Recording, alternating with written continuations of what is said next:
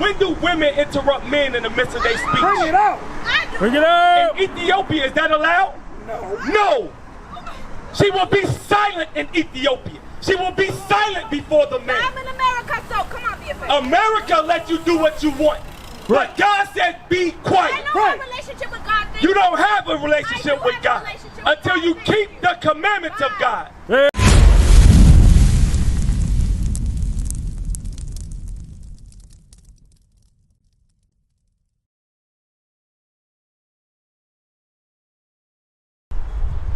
Read. Never trust thine enemy, for like as iron rusteth, so is his wickedness. Though he humble himself, Though they humble themselves, God so loved the world. All are welcome. They gave you a fake image. They humbled themselves and set up what? The worst schooling in the community. They gave you some crumbs. They gave you the bottom of the bottom, the least. They put the abortion clinics in the neighborhood as a trick. Our sisters think that's good, but that's a trick. That's a gift that destroys their heart. It's destroyed over 20 million people thus far. That's a whole country within itself. You understand that? So we are to never trust our enemy. Yeah, they're going to humble themselves. Why? Because in these last days, the children of God are going to wake back up. Yes, they're going to come back to their God. And as you said, they're going to strengthen their relationship with their God. This is Romans chapter 13, verse 3. For rulers are not a terror to good works. Right. This is why it's important for you to strengthen your relationship with God. Because those that are in ruling, they are not a terror, or they do not make those who keep the commandments afraid, because we understand their purpose. That makes sense? So they are not a terror to us. Cops can sit over there all day. They can continue to pull up as 4 trucks, 4 SUVs, all they want. They're not a terror to us because we keep the commandments of God and we obey the laws of the land. This is good work, right? Watch this, read. Romans chapter 13 and verse 3. For the rulers are not a terror to good works, but to the evil. So they are a terror to the evil. Every time cops come through the hood, what do Negroes do? They act out, they run, they drop the pack, they tuck the gun, right? They are a terror to those who work evil. So for example, your brother, right? He got in a fight, why? You don't know why, right? Do you know who he fought?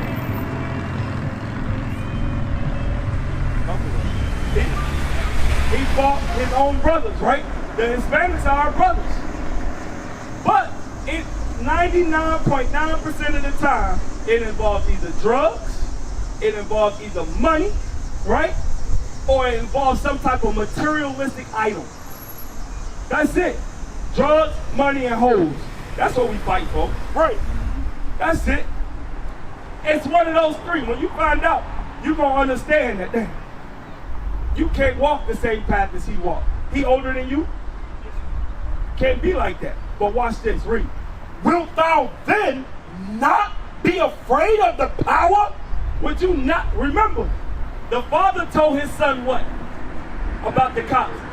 Not to be afraid of the police, right? But what does God say? Wilt thou then not be afraid of the power? God said, will you not be afraid of the power? Of the police? Of the government? Of the system that he put in place to rule over his children? Because we continue to break the commandments? So will we not be afraid of that badge?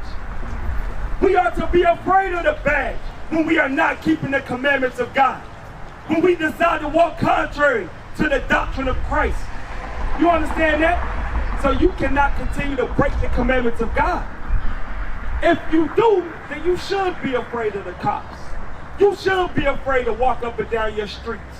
Because the cops, they are one part of it, but how many of our people get killed because of drive-bys? Who put the guns in the community? The power. The power put the guns in the community. But understand that we are to be afraid of the power.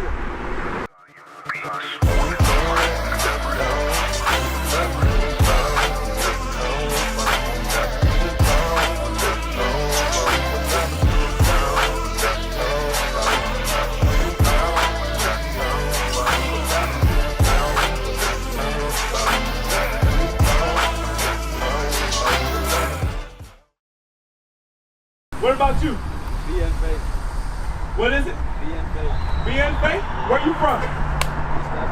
East Africa. Where? Rwanda? Hey, my brother, one of my dudes I work with, he from Rwanda. Yeah, he speaks like 8 languages. Yeah, so with that, right, does your people over in Rwanda suffer the curses of oppression, colonialism? Who's this right here? You say that's Jesus Christ, man. It put a smile on your face, didn't it? Oh, wow. He said, of course. Oh, my God. Hey, so, in the midst of the slavery and colonialism, right? Didn't they come with this? They did, right? But in the Bible, what color is Christ? It don't say? Why not? Okay, so did anybody see Christ? Who saw him? His disciples. Give me 1 Corinthians 15. Watch this. They from Rwanda too? They from Ethiopia, right? Our people in Ethiopia too? The children of Israel, the true Jews, you are scattered in Ethiopia too. All right? I know y'all think the Ethiopians are almighty, but for example, right? The people of Ethiopia, Rwanda, the Bantu-speaking people, you are of the children of Israel. You are not of the Hamitic or the Nilotic people. There's a difference, is there not? There is a difference, right? Because in America, they taught us that Africans sold Africans to the white man, right? But no, it was Hamitic or Nilotic tribes that sold who? Bantu people. That sold Rwandans. That sold what? No, Ethiopians weren't sold. No, Ethiopians weren't sold. They weren't sold. But you'll have our people in Kenya. You'll have our people in Nigeria. You'll have our people throughout the west coast of Africa. You're from the east coast. Even in, what is it? Madagascar, over there, Tanzania. Right? Watch this though, read. Isaiah chapter 11 and verse 11. And it shall come to pass that in that day that the Lord shall set his hand again the second time. So God is going to set his hand again the second time. Because the first time he delivered his people out of Egypt, right? Now he's going to set his hand the second time, read, to recover the remnant of his people. He's going to recover the remnant of his people, read, which shall be left from Assyria, which will be in the lands, left in the lands of Assyria, read, and from Egypt, this is southern Egypt, and from Pathros, now you're getting Pathros up in Egypt, and from Cush. Where is God going to recover the remnant of his people from? Cush. What is Cush today? Ethiopia. You know, Cush is Ethiopia.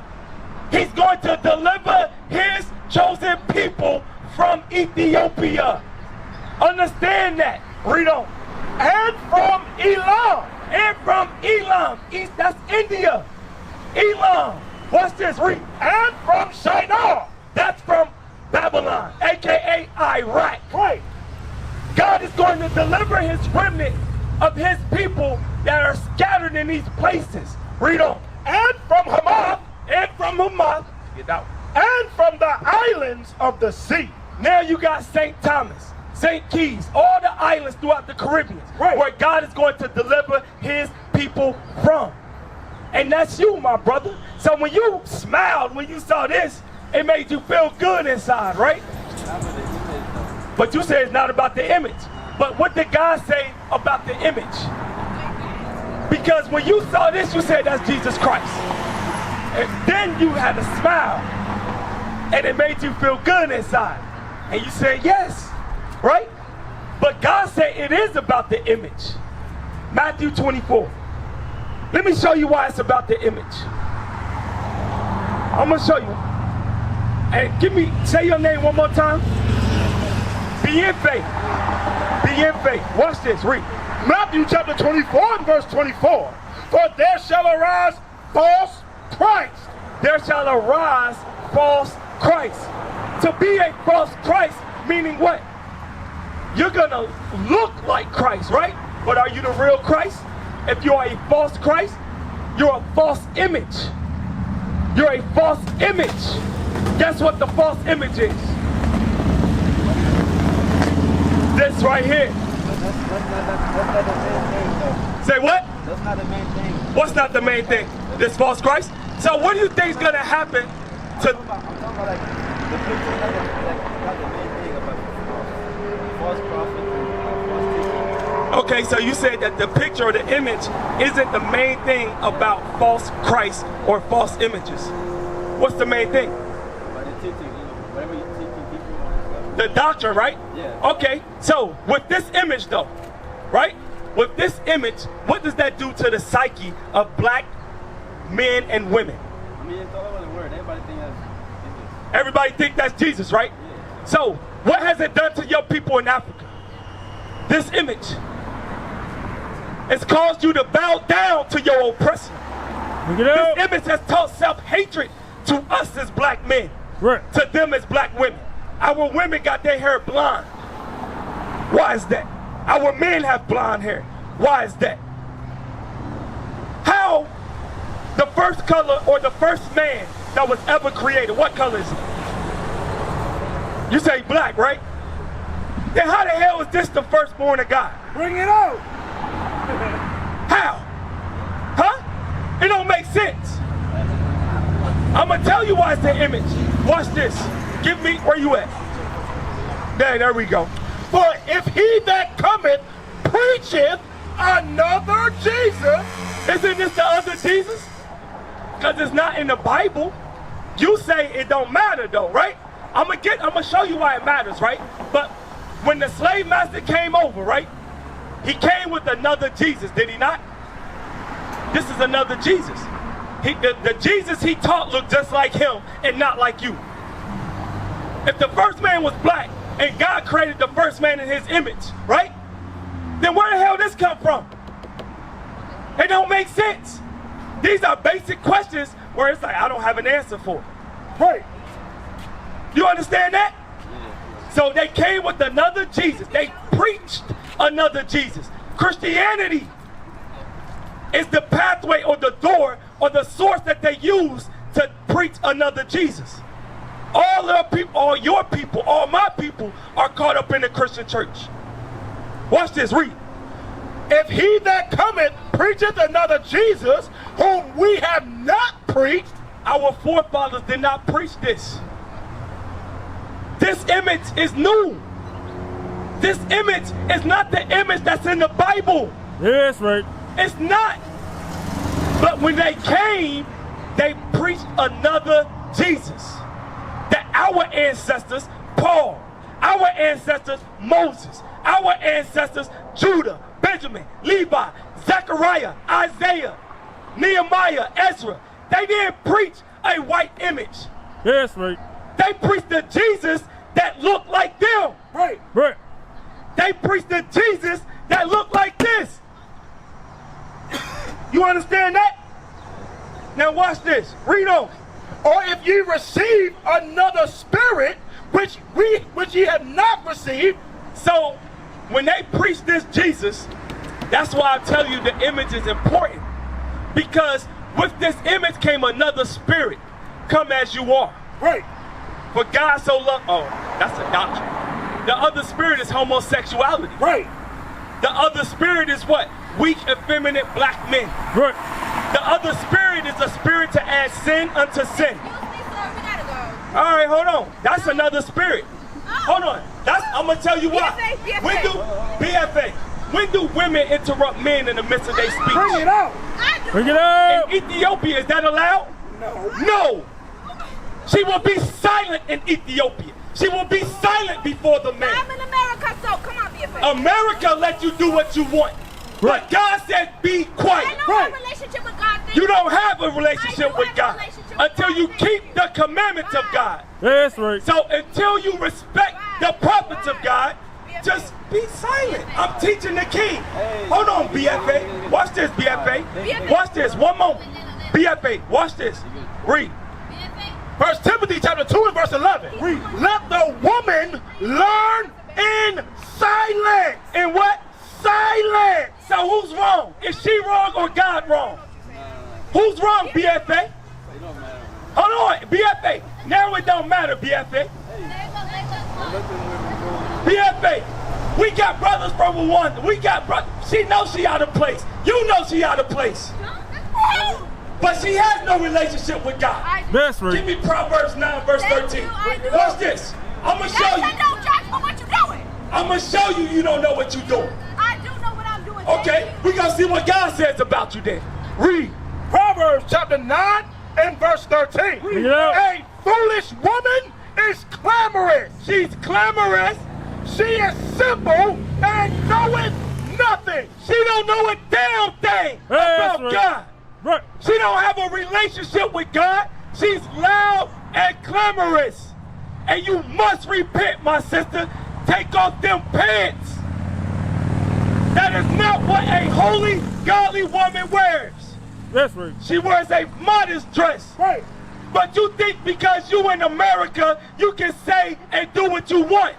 But you cannot. You are a rebellious Ethiopian. What is a nation? Nation is family.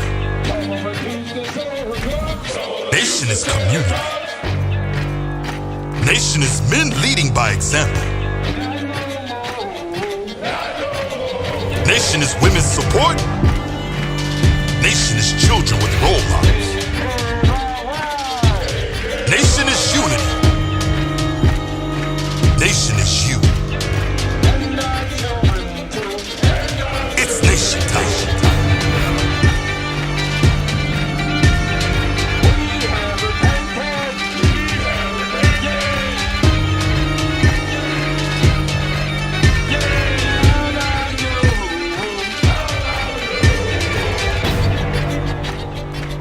And finally, my brethren, be strong in the Lord. His word